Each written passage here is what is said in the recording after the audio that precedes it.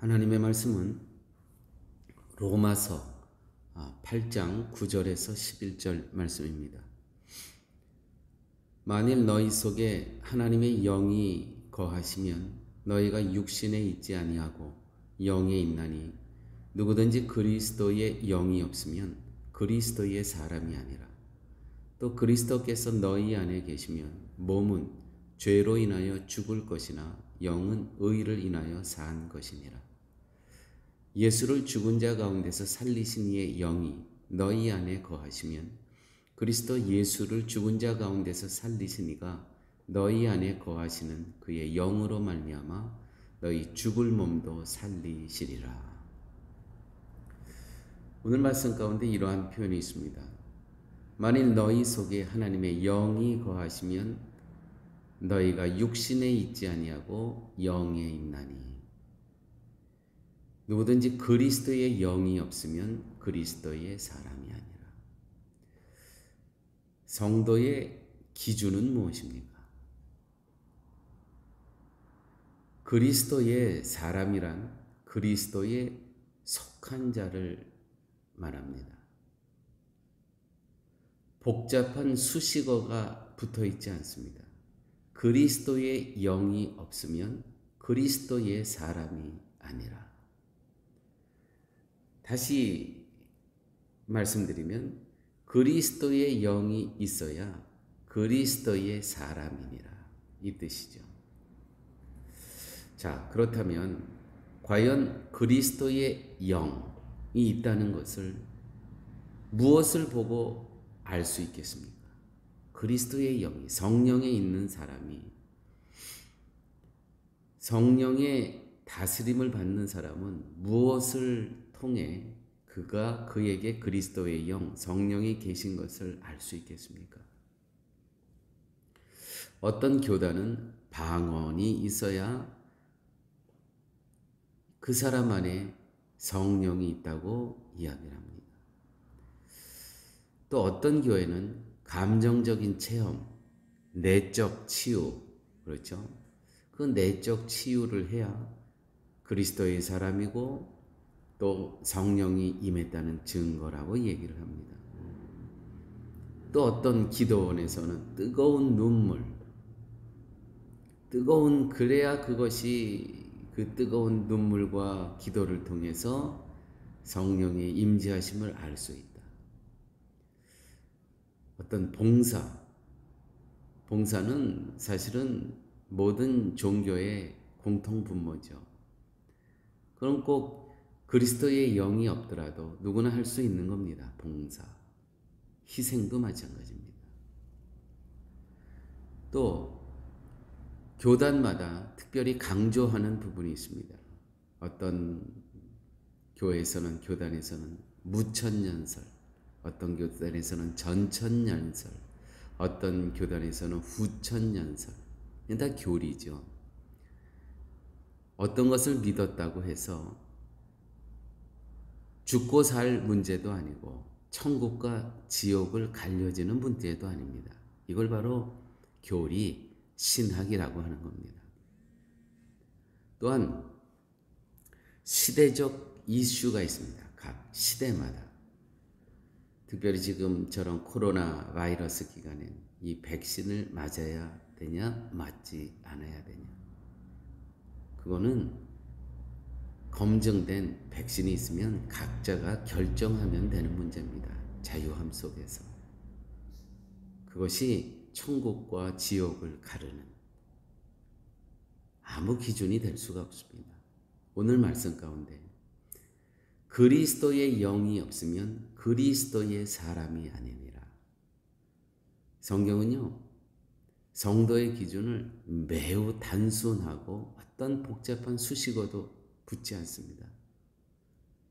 매우 단순합니다. 그리스도의 영이 없으면 그리스도의 사람이 아니니라. 자, 그렇다면 성령이 임했다는 것은 내 안에 성령께서 내주하고 계시다라는 이 의미는 무엇입니까? 인간에게 어떤 초월적인 능력과 색다른 마음과 감정을 가져다 주었다는 것이 아닙니다. 인간은 성령이 임함으로써 알 수 없었던 것을 알게 되는데 그것은 나는 죽어야 할 자라는 것입니다. 성령께서는 이것을 알게 해주세요. 이것을 성령을 통해서 알게 된 사람은 그리스도의 사람인 것입니다. 그리고 죽어야 할 내가 그리스도의 의 때문에, 의로움 때문에 산 자가 되었다는 것.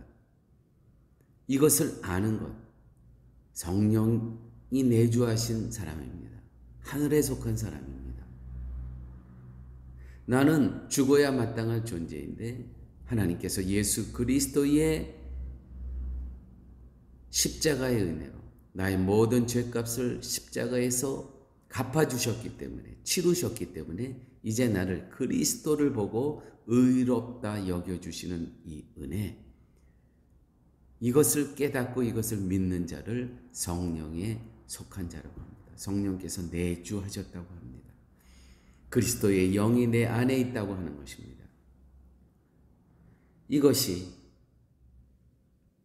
아는 것이 성령이 임한 증거요, 그리스도의 사람이라는 증거입니다. 그리스도만을 바라보고 그리스도만을 의지하는 자가 되었다는 것이죠. 이것이 바로 그리스도의 사람입니다. 그리스도인입니다. 저도 청년 사역을 할 때 오래전 얘기입니다. 참 많은 수련회를 했습니다. 그 수련회를 할 때마다 지금 돌이켜 보면서 제가 반성하는 것은 모든 수련회의 최고의 성공은 학생들로 하여금 인간은 해도 안 된다라는 것을 알게 하는 것입니다. 지금 돌이켜 생각해 보면 인간은 죽을 수밖에 없는 존재임을 그런 수련회를 통해서 깨닫게 해주는 거예요.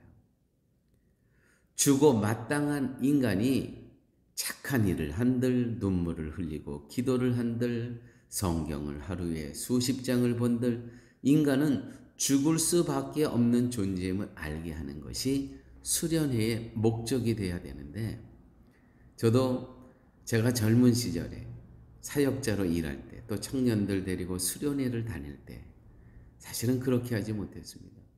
그 수련회에서 울고 불고 방언을 하고 마치 그런 것이 있어야만 수련회가 성공한 것처럼 지금 돌이켜보면 참 제가 미성숙한 사역자였고 지금 생각하면 참 그 함께했던 청년들에게 죄송했던 그러한 부분입니다. 그리스도의 영이 있다는 것은 새로운 인간이 되었다는 것을 의미합니다. 거듭남이라고 하죠. 거듭난 존재는 육신을 의지 않는 존재로 새롭게 태어난 존재입니다. 새로운 피조물로 재창조된 존재이죠. 육신을 의지하는 인간은 육신을 위한 생각밖에 못합니다. 무엇을 먹을까, 무엇을 입을까, 무엇을 마실까, 다 눈에 보이는 것. 이것이 하나님과 원수된 관계라고 성경은 기록하고 있습니다. 그러나 성령이 우리 안에 내주하고 계십니다. 그리스도의 영으로 내가 다스림을 받으면 이제는 하나님과 화목된 관계로 들어가는 것입니다. 하나님과 원수된 관계에서 하나님과 화목된 관계, 거기에 중심에는 누가 있느냐? 그리스도의 십자가의 은혜. 이것을 깨닫고 알게 하시는 분이 성령 하나님이시라는 것이죠. 그러므로 그리스도의 영에 속한 성도는 그리스도의 은혜만을 자랑합니다. 내가 어떤 지식을, 지성을, 어떤 이슈를, 그 아는 것을 자랑하는 것이 아니고요. 오직 그리스도의 십자가의 은혜만을 자랑합니다. 그러므로 우리가 가끔 영의 분별을 하라 그러죠. 영 분별 중요합니다. 어떤 사람이 예수 그리스도의 십자가의 은혜보다 어떤 다른 것을 더 드러내고 자랑하고 부각한다면 그리스도의 영이 없는 사람입니다. 성도는 십자가의 은혜만을 기뻐하고 감사해야 됩니다. 여러분, 오늘 하루의 삶 속에서 나의 모든 죄값을 치르신 십자가의 그 은혜의 공로를 기뻐하셨습니까? 감사하셨습니까?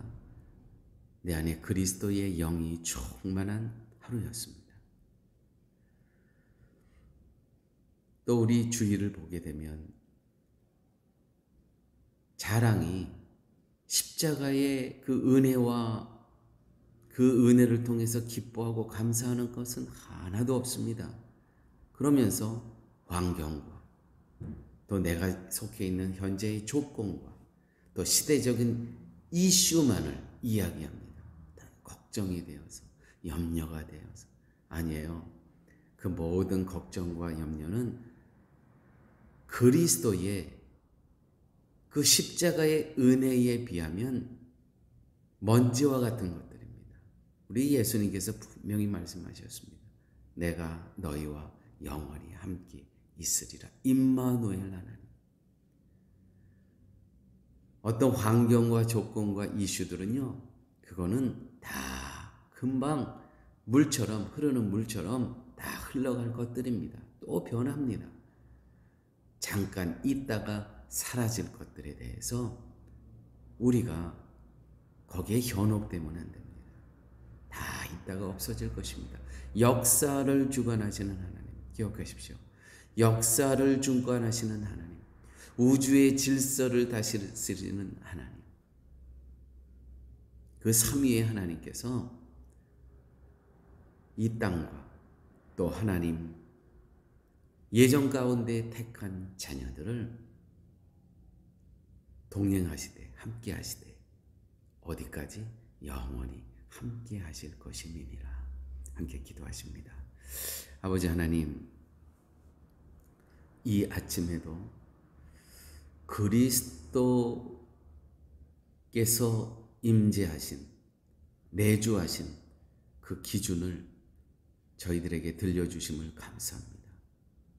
누구든지 그리스도의 영이 없으면 그리스도의 사람이 아니라, 또 그리스도께서 너희 안에 계시면 몸은 죄로 인하여 죽은 것이나 영은 의로 인하여 산 것이라.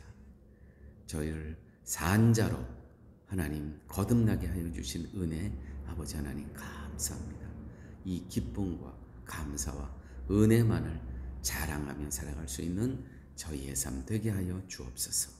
모든 말씀 예수님 이름으로 기도드렸습니다. 아멘.